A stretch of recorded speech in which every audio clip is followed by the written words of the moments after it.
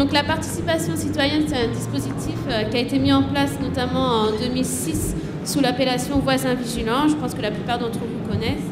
Et maintenant, ça prend le nom depuis 2011 officiellement de participation citoyenne.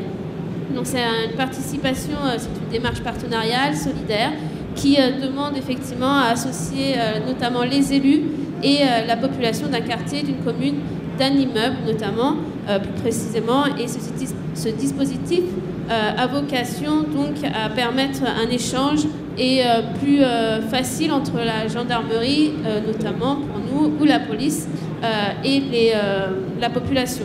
Donc je veux juste faire un rappel, enfin un point particulier précis sur le fait que la participation citoyenne, il faut absolument que le maire de votre commune participe à ce dispositif.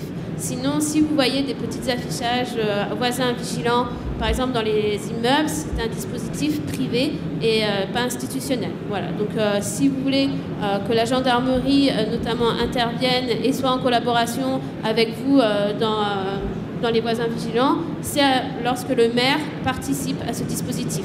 Donc, c'est une volonté du maire et de la population et des concitoyens. Donc, il y a un protocole éventuellement qui est signé, comme c'est marqué, pour encadrer notamment le dispositif. Donc le référent, voilà, merci. C'est une personne qui est volontaire, motivée, fiable. Effectivement, on sollicite plutôt des personnes qui ont une activité, on va dire, un peu avec des horaires particulières, notamment s'il travaille de nuit, du coup il va être là la journée, une personne qui est à la retraite ou une mère ou père au foyer, voilà, qui soit un peu plus disponible et avec des horaires un peu décalés.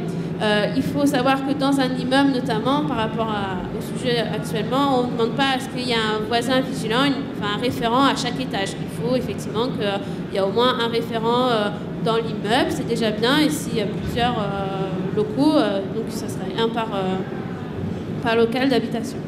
Donc son rôle, c'est, encore une fois, elle se limite à une observation, à une transmission du renseignement. Ça, c'est très important. On ne demande pas à ce qu'ils mettent en place, par exemple, des patrouilles particulières ou autres.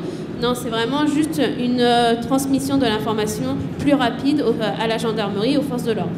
Donc c'est... en aucun cas, cette personne, je le dis, peut s'octroyer des prérogatives, qu'elles soient judiciaires ou administratives. C'est juste une remontée de l'information et pour, comme je l'ai marqué, favoriser en fait les bonnes pratiques citoyennes que tout le monde devrait adopter chaque jour sans besoin nécessairement d'un protocole. Donc c'est prévenir donc la délinquance et lutter donc contre ce sentiment d'insécurité qui augmente chaque jour.